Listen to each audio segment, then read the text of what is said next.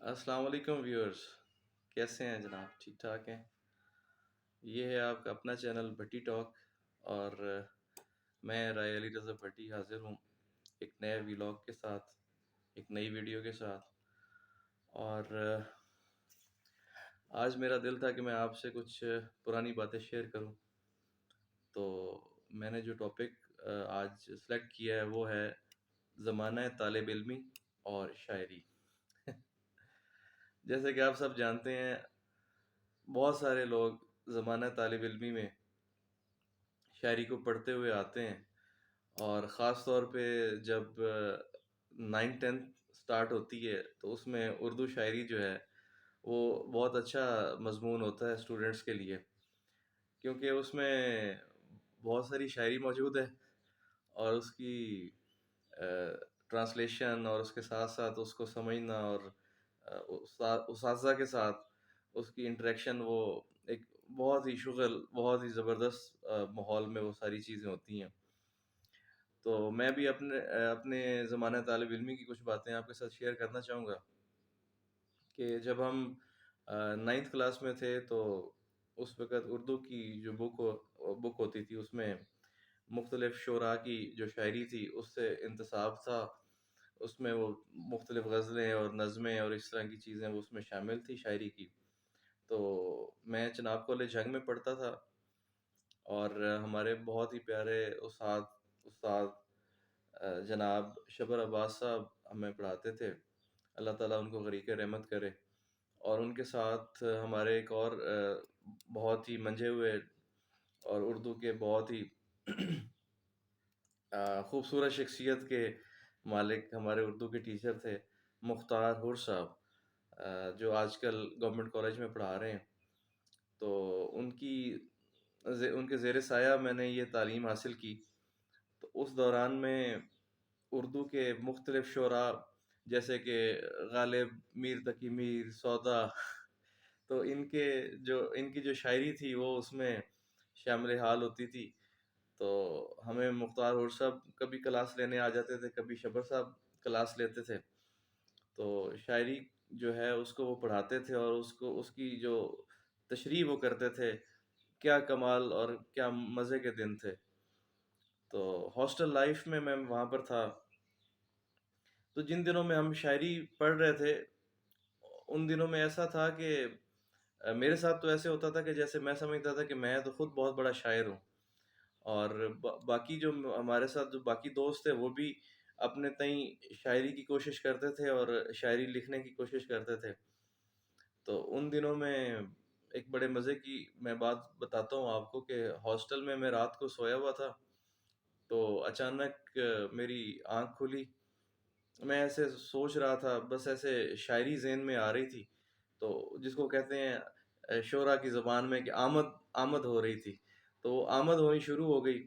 میں نے جناب کاپی پینسل اٹھائی، ساتھ میں وہاں پر لائٹ الاؤ نہیں تھی روم میں لائٹ آن کرنا، تو ساتھ میں اٹیچ واش رومز ہوتے تھے، میں وہاں پر واش روم میں گیا اور میں نے وہاں پر جناب وہ لائٹ آن کی، اور اس میں بلکہ وہ وہاں کی لائٹ آن ہوتی تھی، تو اس کے ساتھ ہی میں نے وہاں پر کاغذ پینسل لے کے کاپی پہ وہ جناب لکھنا شروع کر دی شاعری۔ تو میرے خیال میں کوئی 1 گھنٹہ وہاں پر رہا، اور 1 گھنٹہ میں وہاں پر شاعری لکھتا رہا۔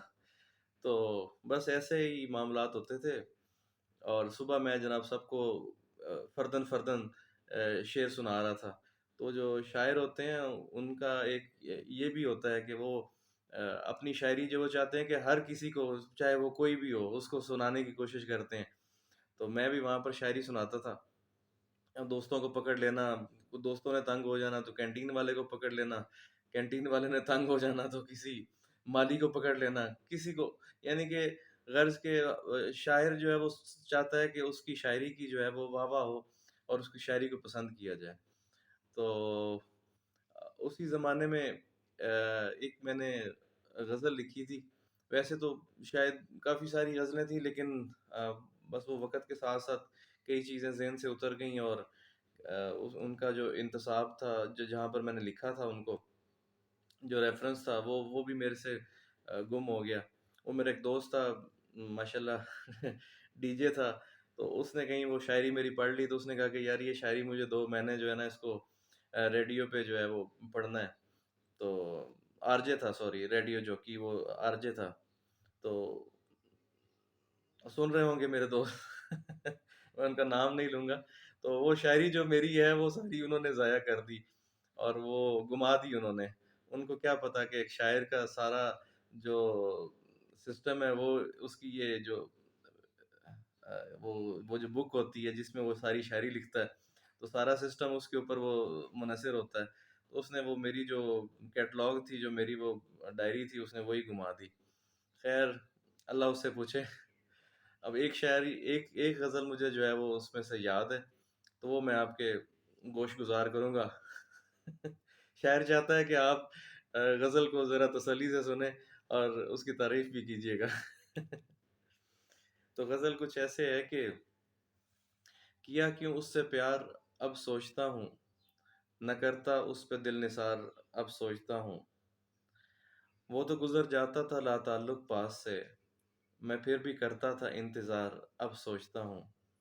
پیام اس کے نام کے کاہے کو لکھنے تھے مجھے، ہوا کیوں اذیت عشق سے دو چار اب سوچتا ہوں۔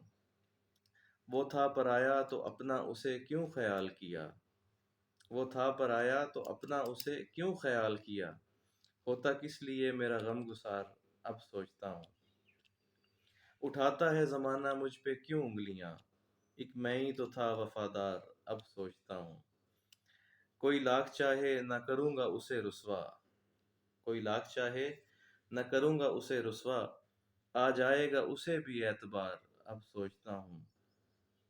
آخری شعر ہے کہ کیوں نہ پھر آزما لیں اس جفاکار کو رضا، کیوں نہ پھر آزما لیں اس جفاکار کو رضا، اپنا نہ لے کہیں پرانا شعار اب سوچتا ہوں۔